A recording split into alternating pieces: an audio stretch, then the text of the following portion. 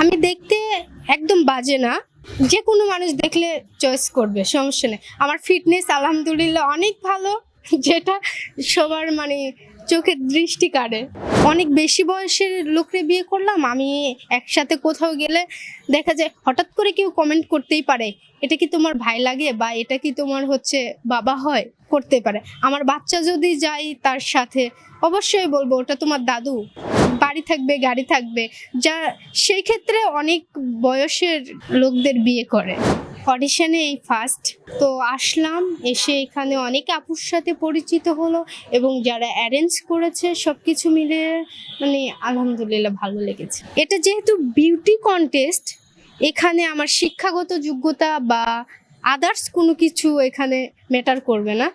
তো আমি দেখতে মাশাআল্লাহ, আমি দেখতে একদম বাজে না, যে কোনো মানুষ দেখলে চয়েস করবে, সমস্যা নেই। আমার ফিটনেস আলহামদুলিল্লাহ অনেক ভালো, যেটা সবার চোখের দৃষ্টি কাড়ে। আমার কাছে মনে হয় আমার যেটা হেয়ার, এটা কিন্তু একদম ন্যাচারাল হেয়ার। আমার চুল দেখলেও সবাই না হলেও অনেকে ক্রাশ খায় এক কথায়। আমি কখনো স্ট্রেট বা রিবন্ডিং বা কোনো কিছুই করি না, আমার চুল দেখলেও ক্রাশ খায়, এটা হচ্ছে কথা।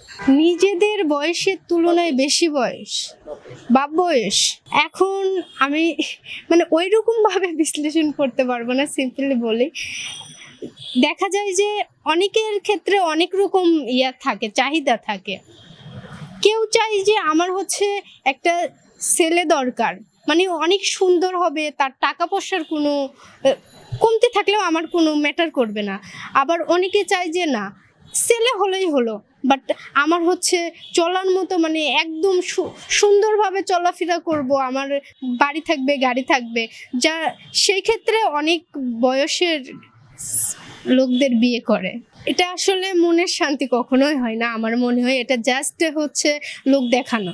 অনেক বেশি বয়সের লোকরে বিয়ে করলাম, আমি একসাথে কোথাও গেলে দেখা যায় হঠাৎ করে কেউ কমেন্ট করতেই পারে, এটা কি তোমার ভাই লাগে বা এটা কি তোমার বাবা হয়, করতে পারে। আমার বাচ্চা যদি যাই তার সাথে অবশ্যই বলবো ওটা তোমার দাদু, এরকম প্রবলেমের মধ্যে পড়তেই পারে। যদি কখনো এই ধরনের অপরচুনিটি আসে নিজের জীবনে, আমার জীবনে আসলে আমি কখনো এই কাজটা করব না, কারণ আমার টাকার প্রতি এত লোভ নাই।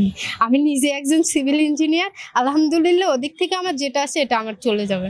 আমার অনেক ইচ্ছে আমি পুরো পৃথিবীই ঘুরবো, বাট নিজের যখন টাকা হবে সেই ক্ষেত্রে।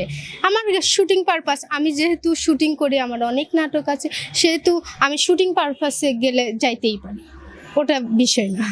সমাজের ডিভোর্সের সংখ্যা, এটা একটা মনের উপর দুজনের মাইন্ডটা সেট আপ হয় না। আমি চাই একটা, ধরেন আমার হাজবেন্ড চাই আর একটা, আমি যেটা হ্যাঁ বলবো সে বলবে না, এগুলোর উপর ডিপেন্ড করে। আসলে সংসার লাইফটা অন্যরকম। সংসার লাইফে চলতে গেলে বা সংসার করতে গেলে দুজনের সব কিছু মিলিয়ে আমি চাচ্ছি আমার কালো পছন্দ, আরেকজনের সাদা পছন্দ, তো আমার একটু ওই স্যাক্রিফাইস বিষয়টা যদি মেনে নিতে পারি, তাহলে সেই ক্ষেত্রে আমাদের সংসারটা টিকবে। আমার ছোটবেলা থেকেই স্বপ্নটা অনেক বড়।